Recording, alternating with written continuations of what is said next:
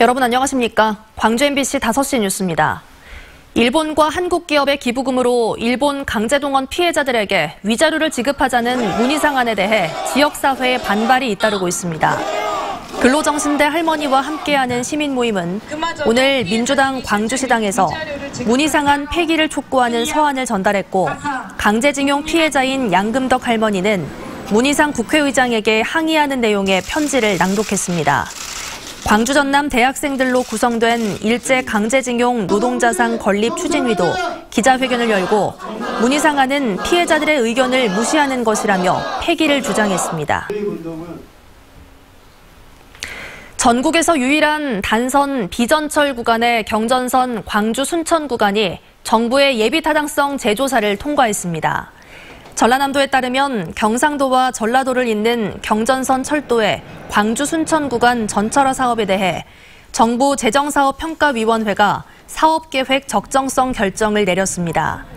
이에 따라 광주 순천 구간에 앞으로 1조 8천억여 원의 사업비가 투입돼 전철화 사업이 진행되고, 사업 완료 후 부산까지 운행 시간이 현재 5시간 30분에서 2시간대로 줄어들게 됩니다. 광주형 일자리 사업에 대해 노동계가 불참하겠다는 뜻을 밝힌 가운데 광주시가 노동계 제안을 적극 수용하기로 했습니다.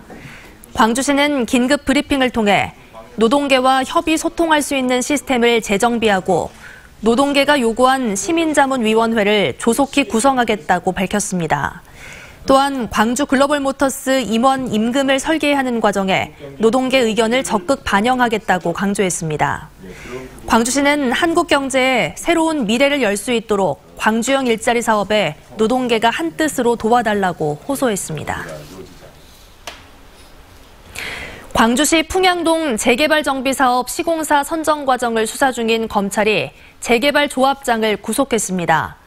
광주지검은 광주시 풍양구역 재개발 정비사업 조합장 A씨와 지인 등 2명에 대해 뇌물수수 혐의로 구속영장을 청구했고, 법원이 어제 영장을 발부했다고 밝혔습니다.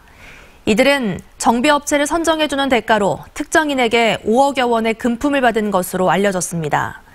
구속된 조합장은 조합원들에게 금품을 부렸다며 조합원들 투표를 통해 시공사로 선정된 포스코건설을 경찰에 고소하기도 했습니다. 경찰의 강압 편파 수사로 데이트 폭력 가해자로 몰렸다고 주장한 20대 남성이 항소심에서도 1심과 같은 일부 유죄 판결을 받았습니다. 광주고법 형사 1부는 유사 강간과 상해, 감금, 재물손괴 등의 혐의로 기소된 28살 손모 씨의 항소심에서 검사와 전 여자친구 측의 항소를 모두 기각하고 1심대로 징역 6개월의 집행을 1년 유예했습니다.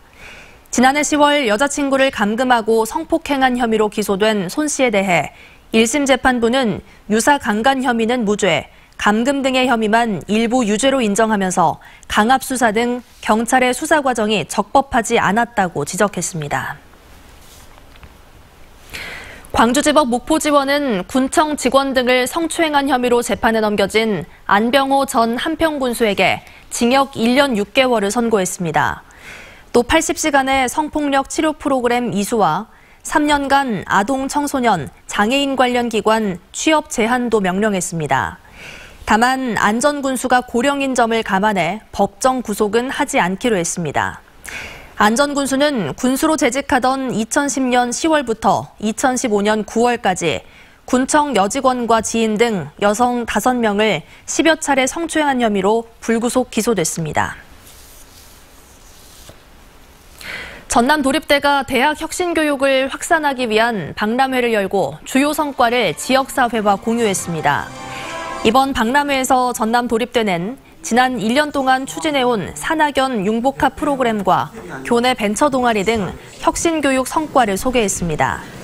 또 학교 발전을 위한 중장기 혁신 사업과 18개 학과의 명품 인재 양성 프로그램을 지역민들에게 홍보했습니다. 연말연시를 맞아 희망산타 원정대가 소외계층을 위한 본격적인 나눔 활동에 들어갔습니다.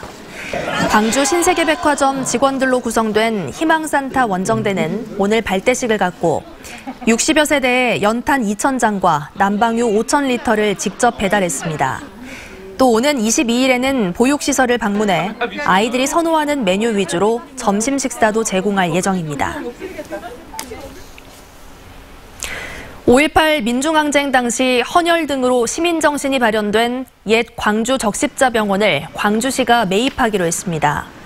광주시는 5.18 사적지 제11호인 옛 적십자병원을 매입하기 위해 공유재산 심의와 재정투자 심사 등 관련 절차를 준비하고 있다고 밝혔습니다. 병원 건물과 부지 매매를 위해 소유주인 서남대 법인과 협상이 진행될 예정인 가운데 가격이 변수가 될 것으로 전망됩니다.